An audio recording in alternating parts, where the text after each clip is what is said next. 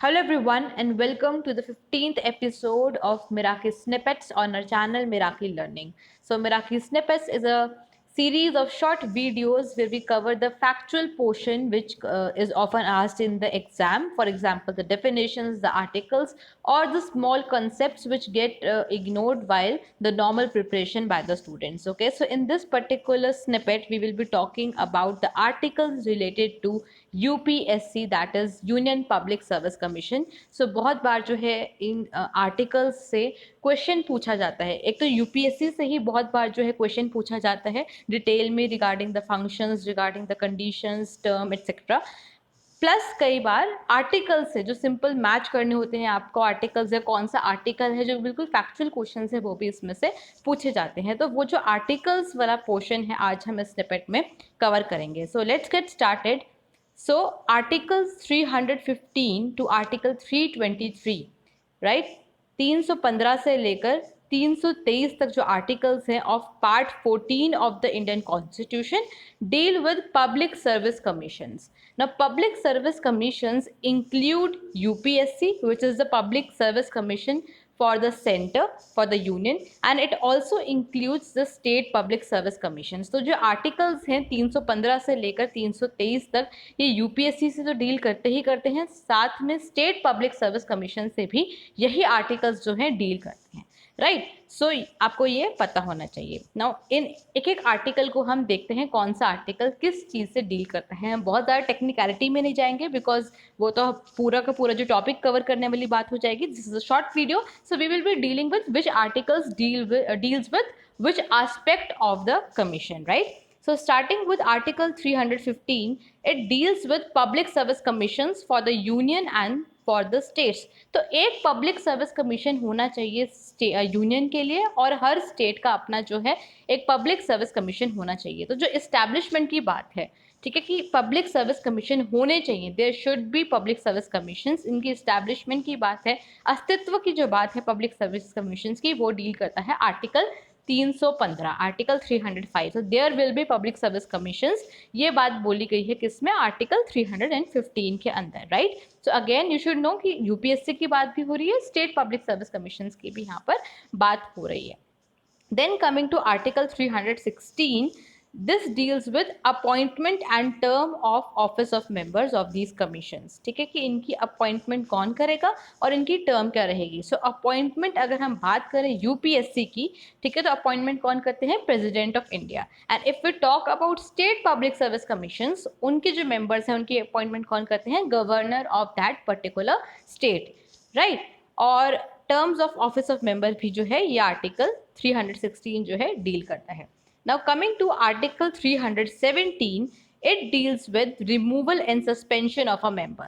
ठीक है, अगर किस जो मेंबर है, जो कमीशन है, चाहे आपको यूपीएससी है, चाहे आपको स्टेट पब्लिक सर्विस कमीशन है, इनके किसी मेंबर को रिमूव करना है, सस्पेंड करना है, तो उससे रिलेटेड जो भी प्रोविजंस है they are mentioned in article 317. Now here you should note that कि हालांकि जो अपॉइंटमेंट है वो यूनियन के अंदर हमारे प्रेसिडेंट ऑफ इंडिया करते हैं और जो स्टेट पब्लिक सर्विस कमीशन है उसमें governor of that respective state करते हैं. लेकिन अगर रिमूवल की बात होगी तो चाहे आपका यूनियन पब्लिक सर्विस कमीशन हो या फिर आपका स्टेट पब्लिक सर्विस कमीशन हो, दोनों के अंदर removal is done by the President of India, right. So you have to remember this point.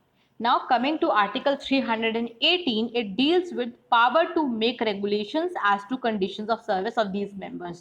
तो ये जो members हैं, चाहे आपके यूपीएससी के members हैं या फिर जो आपके स्टेट पब्लिक सर्विस कमीशन के मेंबर हैं, इनकी कंडीशंस ऑफ सर्विस क्या रहेंगी, इससे रिलेटेड जितने भी जो रूल्स एंड रेगुलेशंस बनाने हैं उसकी पावर किसके पास है. तो आर्टिकल 318 के हिसाब से ये पावर अगर यूपीएससी की हम बात कर रहे हैं तो प्रेसिडेंट ऑफ इंडिया के पास है. प्रेसिडेंट ऑफ इंडिया डिसाइड करते हैं conditions of service for the members of UPSC. And if we are talking about state public service commission, then these conditions these conditions are decided by the governor of that particular state, right. तो ये article 318 जो है इस बारे में बात करता है.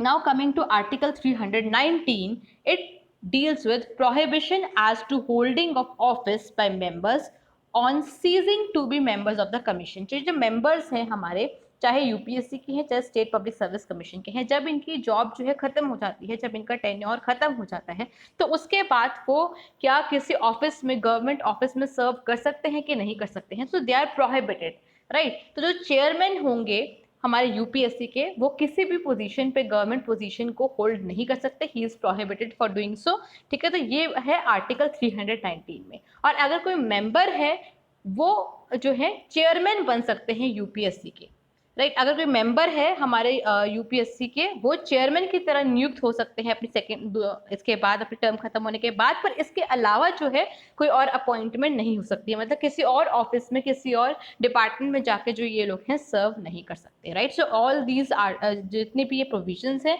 These are given in article 319, ठीक है। सिमिलरली ऐसे कुछ प्रोहिबिशंस हैं for the member of state public service commission, ठीक है।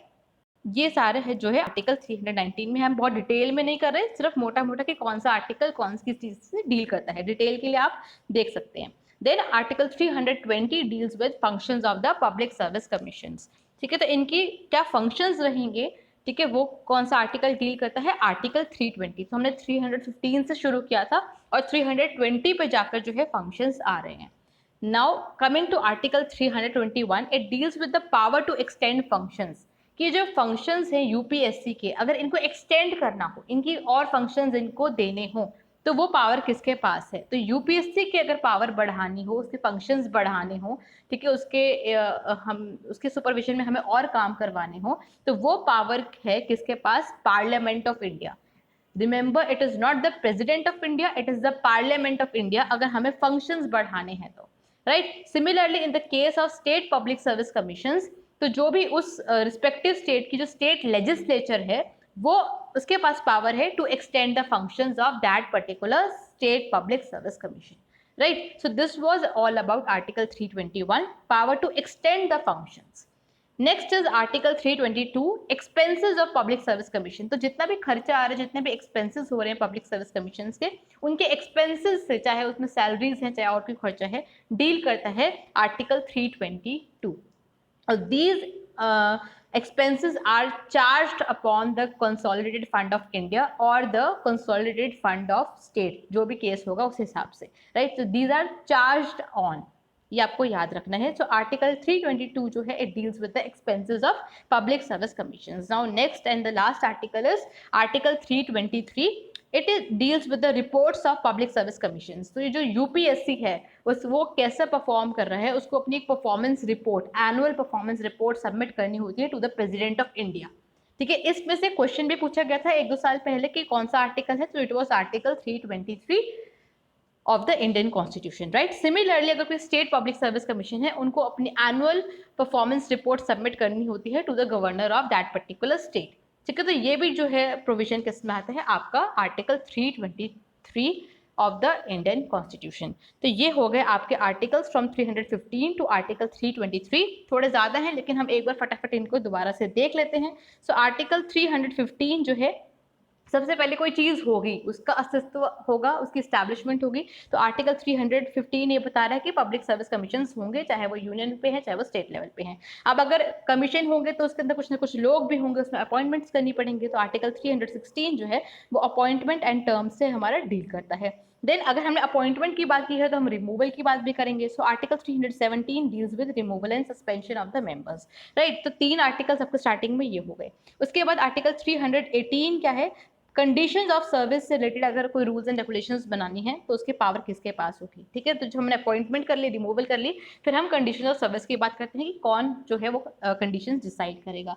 उसके बाद हम आर्टिकल 319 में बात करते हैं prohibition to holding office after ceasing to be a member of these commissions. एक बार आप यहाँ से चले जाते हैं, आप सीज करते हैं यहाँ के मेंबर या चेयरमैन होने से, उसके बाद क्या है, प्रोहिबिशंस लगेंगी। This is dealt bye article 319। तो ये फर्स्ट 5 आर्टिकल्स हो गए, ठीक है। उसके बाद हमने बताया ही था कि आर्टिकल 320 जो है, it deals with the functions of these commissions. Article 321, अब जब फंक्शंस की बात कर ली, उसके बाद power to extend these functions किसके पास है? पार्लियामेंट के पास या फिर द रिस्पेक्टिव स्टेट लेजिस्लेचर के बाद। उसके बाद है एक्सपेंसेस की बात एंड लास्ट में है रिपोर्ट्स की बात, ठीक है। काम करने के बाद ही रिपोर्ट सबमिट करेंगे ऑब्वियसली। तो article 323 deals with the reports.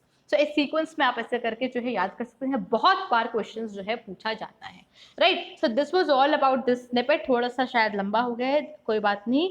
Thank you so much for watching and I'll see you super soon. Till then, please take care of yourselves. We are going through a very critical situation these days. तो अगर ज़रूरी नहीं है घर से बाहर निकलना तो बिल्कुल ना निकलें, और अगर निकलना पड़े तो take double precautions. And I'll see you super soon. Till then, take care of yourselves and keep preparing hard and smart. Bye bye.